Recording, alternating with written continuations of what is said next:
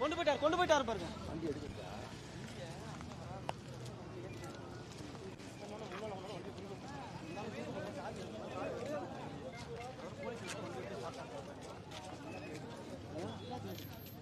இந்த அம்மா மட்டும் கூட இந்த அம்மா எப்படி போகணும் தெரியலையா?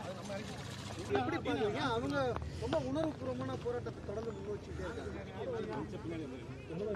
போராட்டம்ங்கிறதே உங்களுக்கு தெரியும், அது உணர்வுபூர்வமானது, அது உரிமைக்கானது. இப்போ இதில் நீங்கள் ஆழமாக இது பார்க்கணும். இது நீங்கள் போராடுகிற மக்களின் வழியிலிருந்து இதை பார்க்கணும். இது எடுக்கும்போது என்னவா எடுத்தீங்க? வேலைக்கு எடுக்கும்போது துப்புரவு பணியாளர்கள் எப்படி அரசு பணி தான், இன்னைக்கு நேற்று அவங்க செய்யலை. இது ஐயா ஸ்டாலின் அவர்கள் மேயராக இருக்கும்போது, மாநகர தந்தையாக இருக்கும்போது சிங்கப்பூருடைய நிறுவனம் ஓனிக்ஸ்க்கு கொடுத்தாரு. அந்த நிறுவனம் என்னாச்சு? அமைதியாக இருக்கு. நீங்கள் அந்த நிறுவனம் எங்கே? அதுக்கப்புறம் அதிமுக ஆட்சியில் ஒரு 11 மண்டலங்களுக்கு மேலே அது ஸ்வீடனாப்பா இதே மாதிரி ஒரு தனியார் நிறுவனத்துக்கு கொடுத்தாங்க. இப்போ இவங்க மீதி இருக்கிற மண்டலங்களை எல்லாம் பிரித்து இந்த ராம்கிங்கிற நிறுவனத்துக்கு கொடுக்குறாங்க. ஒரு குப்பையல்ற இதை கூட நம்ம வச்சுக்கிற முடியாது. ஏற்கனவே கல்வியை கொடுத்தாச்சு, மருத்துவம் கொடுத்தாச்சு, குடிநீர் விநியோகம் கொடுத்தாச்சு, மின் உற்பத்தி விநியோகம் கொடுத்தாச்சு, போக்குவரத்து கொடுத்தாச்சு, எல்லாவற்றையுமே கொடுத்தாச்சு. கடைசியாக இந்த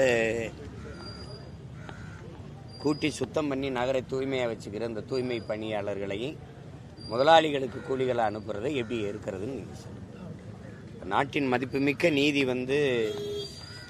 மக்களுக்கு இடையூறா, பொதுமக்களுக்கு இடையூறாக இருக்குது அந்த போராட்டம். அப்போ மாநகராட்சி கட்டிடத்துக்கு முன்பு இருந்து அதை அப்புறப்படுத்துங்கிறது உத்தரவுன்னு வச்சுக்கோங்க. பொதுமக்கள் போகிறவங்க, சாலையில் போகிறவங்க தான் பொதுமக்கள். சாலை ஓரத்தில் நின்று போராடினவங்க பொதுமக்களா இல்லையா? மாநகராட்சி பணியாளர்கள் மாநகராட்சி அலுவலகத்துக்கு முன்பு போராடுவதில் நியாயம் இருக்கா இல்லையா? இந்த கோரிக்கையை வச்சு இல்லையா? இப்போ அது மட்டும்தான் அவங்க ஓரத்தில் இருந்து உட்கார்ந்து போராடினதான் பொதுமக்களுக்கு இடையூறா? இப்போ 13-14 நாட்களாக குப்பை எல்லாமே சாலையின் இரு ஓரங்களும் குவிஞ்சு கிடக்குது. அந்த குப்பை அது பொதுமக்களுக்கு இடையூறா இல்லையா? நாட்டின் மதிப்புமிக்க, மேன்மைமிக்க, மாண்புமிக்க நீதி இதை ரசிக்குதா?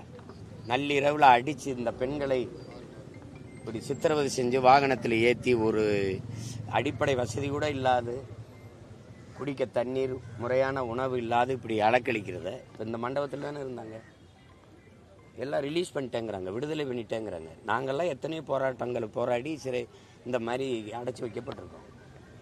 விடுதலை, உங்களை ரிலீஸ் பண்ணிட்டோம் போங்கன்னு சொல்லுவாங்களே ஒழிய வீடு வீடுக்கு போய் பேருந்தில் இறக்கி விடுற பழக்கம் இல்லையே. இப்போ 60 பேர் அந்த வண்டிக்குள்ள இருக்காங்க, 60 வீட்லையும் போய் இறக்கி விடுமா? எங்கேயாவது போய் இறக்கி விட்டு போயிடுவீங்க. இப்போ நான் வர்றேன்னொன்னே அள்ளி அப்புறப்படுத்திடுவீங்க. இன்னொரு மண்டபத்துக்கு போனால் அங்கேருந்து அப்புறப்படுத்துவீங்களா? ஏன் மறைக்கிறீங்க? உங்களுக்கு நேர்மையாக இருந்தால் அந்த மக்களினுடைய கோரிக்கையை ஏற்று நிறைவேற்றத்தானே செய்யணும்.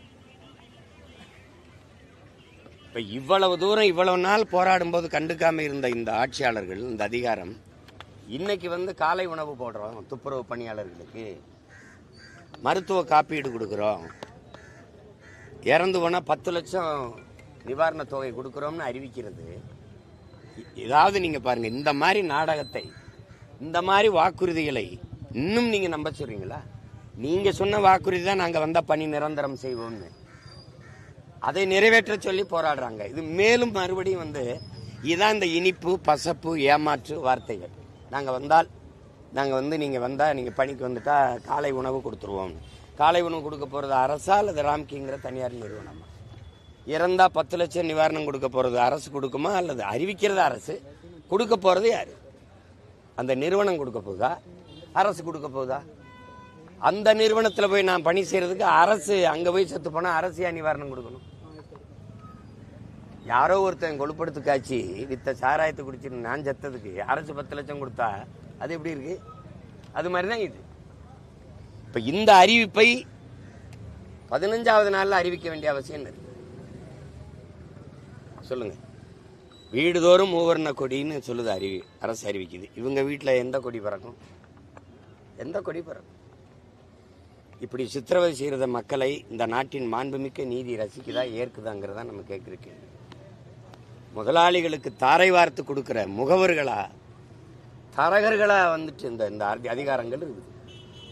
இதில் சோசியலிச கீவாவை காப்போம், தமிழ்நாட்டை விற்போம்னு இந்த நாடு இருக்குது பாருங்க. முதலாளிகளுக்கு தரகு வேலை பார்க்குற ஒரு அதிகாரம் இது. இது எப்படி மக்களின் நலனை பற்றி கவலைப்படும்? மேயர் சொல்றாங்க கொள்கை முடிவு எடுத்து தான் இதை படி திட்டம் தான் நாங்கள் செயல்படுத்தும். கொள்கை முடிவு யாருக்காக எடுக்கிறீங்கன்னு இருக்குல்ல? கொள்கை யாருக்கானது? முதலாளிகளுக்கானதா மக்களுக்கானதா? உங்கள் கொள்கை யாருக்கானது? எது கொள்கை? எது கொள்கை? ஒரு ராம்கிங்கிற தனியார் நிறுவனத்திற்கு சேவை செய்யறது அதுக்கு எடுக்கிற முடிவு கொள்கை முடிவா? நாட்டு மக்களின் நலன் கொள்கையா இருக்க முடியுமா? ஒரு தனிப்பெரும் முதலாளியின் நலன் கொள்கையா இருக்க முடியுமா? சொல்லுங்க, எது கொள்கை? அது கொள்கையா கொடுமையான்னு யோசிச்சு பாருங்க.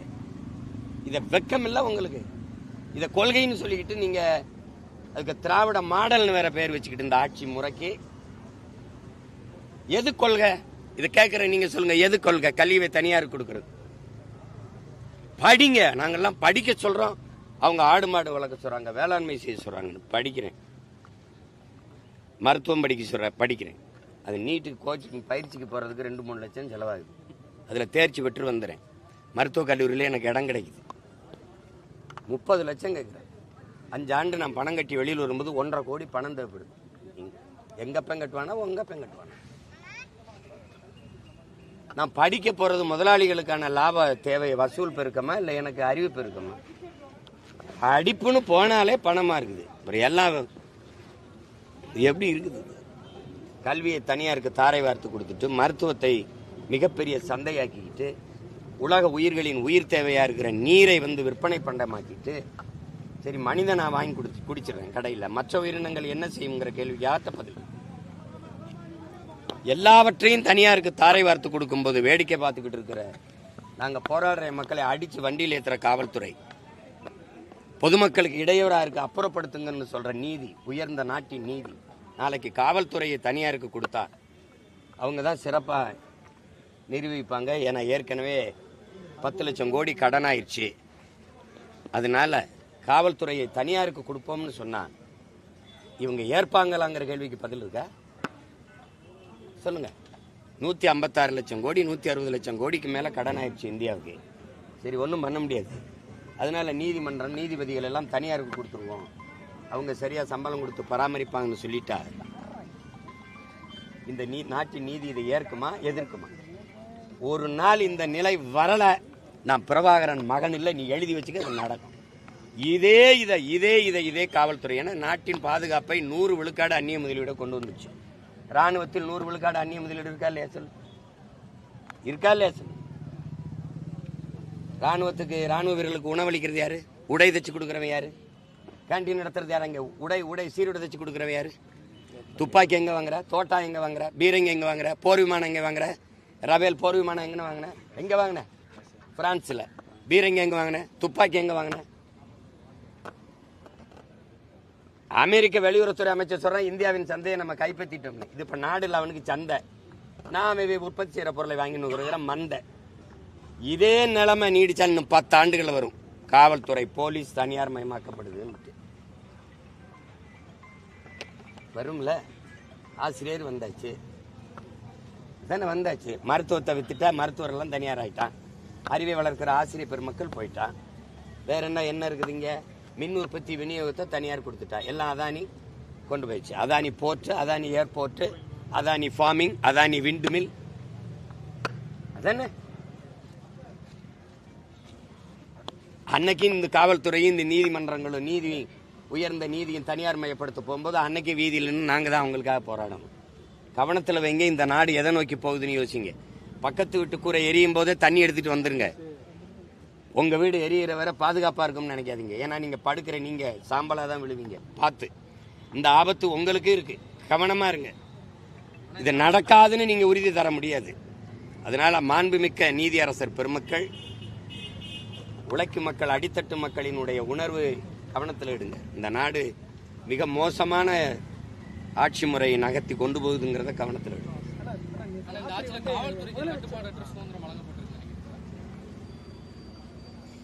அது சுதந்திரம்னு இப்படி சொல்றது, சுதந்திரம்ங்கிற சொல்ல அசிங்கப்படுத்த முடியாது. நம்ம 4 பேர் போய் கொன்னா அடிச்சு கொன்னா, நான் ஒருத்தனை அடிச்சு கொன்னா வெட்டி கொன்னா அது கொலை, அது ரவுடிசம் அப்படின்னு சொல்லுது, குற்றம்னு சொல்லுது சட்டம். அதே காவல்துறை 5 பேர் ஒருத்தரை அடிச்சு கொன்னா அதை ஒண்ணுமே கண்டுக்க மாட்டேங்குது. இப்போ அதை பத்தி பேசுறதுக்கு ஆள் இல்லை. இப்போ இந்த மக்களை இப்போ நம்ம இதுனா ஒரு கலவரம்னு சொல்லுவோம், தகராறுங்களும் ரவுடிசம்னு சொல்லுவோம். இதே காவல்துறை மக்களை எப்படி எந்த மக்கள் வாக்கு செலுத்தி இந்த அதிகாரத்தை நிறுவுறாங்களோ அந்த அதிகாரம் மக்களுக்காக நிக்கலைங்கிறது அந்த நாட்டில் இருக்கிற ஜனநாயக படுகொலை, ஜனநாயக துரோகம், ஜனநாயக கொடுமை. அதை என் மக்கள் உணரலை. அந்தந்த நேரம் கோவப்படுறாங்க, அப்புறம் அணைஞ்சிடறாங்க. அதுதான் பிரச்சனை இங்கே இருக்கிறதே. ஒரு நாட்டில் ஒரு ஆட்சியாளன் மோசமா ஆட்சி செய்யறான்னா அந்த ஆட்சியாளனுடைய தவறு இல்லை, அந்த ஆட்சியாளனை தேர்வு செய்த மக்களின் தவறு. ஒரு தடவை நீங்க தவறு செய்யலாம், ஆனால் தொடர்ச்சியா 60 ஆண்டுகளா செய்றீங்க. அதுதான் இங்க இருக்கிற மிகப்பெரிய வரலாற்று பெருங்கொடுமை, வரலாற்று பெரிய தவறு.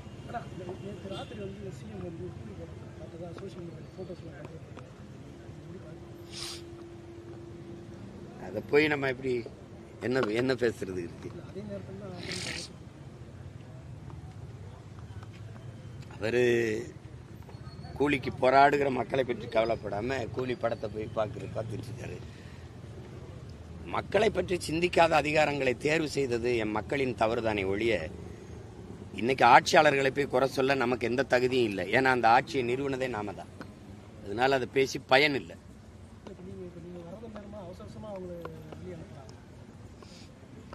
அதான் நான் வர்றதை சொல்ல வேணாம்னு தான் சொன்னேன். ஆனால் இது தெரிவிக்காம உங்களை வர வைக்க முடியாதுல்ல.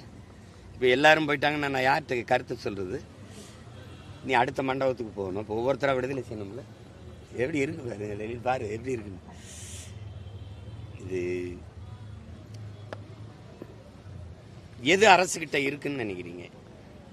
எல்லாமே போயிட்டுது. இப்போ இப்படி போனால் இன்னொரு எங்க போய் நிறுத்துவாங்கன்னு தெரியல. நீங்களே கேள்வி கேட்டு பாருங்க. இப்போ இத்தனை நாள் நீங்க அவங்க கேட்கறது 10 லட்சம் கொடுக்குறோம், மருத்துவ காப்பீடு கொடுக்குறோம், காலை உணவு கொடுக்குறோம். இதையெல்லாம் தனியார் முதலாளிகிட்ட வேலை செய்யும்போது அரசு ஏன் எனக்கு கொடுக்கணும்? அந்த முதலாளி என்ன செய்வான்? இவ்வளவு கொடுக்குற அரசு நிரந்தரமா வேலை என்கிட்ட கொடுத்துட்டு போயிடலாமே. எடுக்கும் போதே நீ அரசு பணின்னு தானே எடுப்பேன். துப்புரவு பண்ணி நாட்டை தூய்மையா வச்சிருக்கிறது அரசின் பொறுப்பு இல்லையா? தனியார் முதலாளியினுடைய பொறுப்பா? அவன் சென்னை மாநகரை சுத்தமாக வச்சுக்கணும் ஸ்வீடன் நாட்டு நிறுவனத்துக்கும் ராம்கி நிறுவனத்துக்கும் இது மாரியத்தா கோயில் வேண்டுதலா? இல்லை அன்னை வேளாங்கண்ணிலேயே இல்லை எங்கேயும் வேண்டிட்டு வந்தானே? அப்படிலாம் ஒன்றும் இல்லை. அரசு எப்படி கவனத்தை எடுத்துக்கணும்னு நினைக்கிறீங்க? அது எடுக்காது. அரசு தான் கொள்கை முடிவு எடுத்துருச்சே விற்கிறதுன்ட்டு. அவனுக்கு அதிகாரம் இல்லைங்க, அவனுக்கு அதிகாரம் இல்லை. உழைக்கும் மக்கள், வேளாண் குடிகளுக்கு எவனுக்கு அதிகாரம் இல்லையோ, அரசியல் வலிமை இல்லையோ, எவனுக்காக பேசுறதுக்கு தலைவன் இல்லையோ, குரலற்றவன் எவனோ அவனை தான் அது கை வைக்கும். நீங்க கடற்கரை நகரங்களை எல்லாமே நச்சாலைகளை நிறுவி நாசமாக்கும். கடலூர், எண்ணூர், தூத்துக்குடி நீங்க கவனமா எடுத்து பாருங்க. அங்கெல்லாம் மீனவ மக்கள் அடர்த்தியா வாழக்கூடிய இடம். அங்க அவனுக்கு தலைவனும் இல்லை, அவனுக்கு என்று அதிகாரம் இல்லை. வைடா கையும்பா. புரியுதா? இப்ப கூட ஐயா போய் கார் உற்பத்தி நிறுவனத்தை தொடங்கிட்டு வந்துருக்காப்ல தூத்துக்குடியில். ஏற்கனவே அது முடிஞ்சிருச்சு. அப்புறம் ஸ்ரீஹரிகோட்டாவில் பிறந்த விண்கலமே என்ன நடந்துச்சு? நாடு 20-30 மடங்கு வளர்ந்துருச்சு. இப்போ குலசேகரப்பட்டினத்தில் வேற பறக்க போகும் விண்கலம். அதுக்கு பல ஆயிரம் ஏக்கர் வேற எடுக்கணும். இதெல்லாம் இப்போ எந்த மக்களுக்கு அதிகார வலிமை இல்லையோ அவங்கள தான் அடிப்பாங்க. இப்போ அப்படித்தான் சென்னை நகரத்தில் தலைநகரில் வாழ்ந்த எங்கள் ஆதி தமிழ் குடிகளை அப்புறப்படுத்தி செம்மஞ்சேரி, கண்ணகி நகர், கல்லுக்குட்டை, பெரும்பாக்கத்துக்கு தூக்கி தள்ளினான். 2 அதிகாரமே தள்ளிச்சு டிஎம்கே ஏடிஎம்கே. இப்போ இந்த மக்களுக்கு அதிகாரம் இல்லைல்ல, அதனால குறவழியை நரிச்சு தூக்கி போடுது. கோழி முன்னாடி இதுல இந்த கூண்டுல இருந்து பிடிச்சு கொண்டு கோழியை வெட்டுவான் 4 கோழியை. ஆனா கூண்டுக்குள்ள நிக்கிற கோழி அதை பத்தி கவலைப்படாம இந்த கூண்டுக்குள்ள சிந்தி கிடக்கிற இறைய தின்னுகிட்டு இருக்கும். அப்படித்தான் இந்த மக்களை வெட்டும் போது இந்த கூண்டுக்குள்ள இருக்கிற கோழிகள் அது பாட்டுக்கு இருக்குது. ஒரு நாள் அதை வெட்டும் போது அதுக்கு பக்கத்து வீட்டில் இருக்கிற 2 கோழி அது கவலைப்படாம இருக்கும். அதுதான் இங்க நடக்குது. இப்ப நேற்று இரவு சமூக செயற்பாட்டில் வழக்கறிஞர்கள் கைது செய்யும் போது அவங்களோட கைகளை அடிச்சு உடைச்சாங்க காவல்துறைன்னு சொல்லி காணொலி அதை கேள்விப்பட்டேன். இப்ப தங்கை வளர்மதி, தங்கை வழக்கறிஞர் நிலவு மொழி எல்லாம் அவங்க அடிச்சு, அது 20 காவலர்கள் அடிச்சு சித்திரவதை செஞ்சாங்கன்னு இருக்குது. சட்டம் படிச்ச பிள்ளைகள் சட்டம் படிக்கிறது மக்களுக்காக சட்டப்படி நின்று மக்களை பாதுகாக்கத்தான். அப்படி நின்கிற நம்ம பெண் பிள்ளைகளை அடித்து சித்திரவதை செஞ்சு அவங்களை வழக்கு புனைந்து சிறைப்படுத்துவது, அவர்களை போராட்ட களத்துக்கே வரவிடாமல் அச்சுறுத்துவதுங்கிறதான் மக்களாட்சி. அதுதான் ஜனநாயகமா? இழந்துவிட்ட உரிமைகளை பிச்சை கேட்டு பெற முடியாது, போராடித்தான் பெற்றாக வேண்டும்ங்கிறாரு சட்ட மேதை அரசியல் சாசனத்தின் ஆசான் அண்ணல் அம்பேத்கர். இப்ப எதை ஏற்கிறது சொல்லுங்க? அவர் சொல்றதை கேட்கறதா? போராட வந்து அவனை அடிச்சு உள்ள விடுவோம்ங்கிற இவங்க சொல்றதை கேட்கறதா? அவர் வகுத்த சட்டமே அநீதிக்கு எதிராக போராடுவதை தடுக்குதுன்னா இந்த சட்டத்தில் என்ன மதிப்பு இருக்கு? இது இன்னைக்கு மக்கள் கோபத்தோடு கொந்தளிச்சு வலியிலே வேதனையில வடிக்கிற கண்ணீரை நிறுத்திடக்கூடாது, அந்த வேதனையை வடிய விட்டுறக்கூடாது. இன்னும் 6 மாசத்துல இருக்கு. நம்மகிட்ட வலிமை மிக்க ஒரு ஆயுதம் இருக்கு, வாக்கு. அதை இந்த அநீதிக்கு எதிராக தூக்கணும். அப்போதுதான் மாறுதல் வரும். இல்லைன்னா நீங்க இதே கொடுமைக்குள்ள சிக்கி நீங்க வந்து சட்டியில சுடுதேன்ட்டு அங்கிருந்து குதிச்சு அரிசி அடுப்புலயே விழுவும். அந்த மாதிரி நம்ம முடிவெடுத்துடக்கூடாது. கொஞ்சம் கவனமா இருக்கணும். இந்த முறை கொஞ்சம் கவனமா இருக்கணும். நல்லது.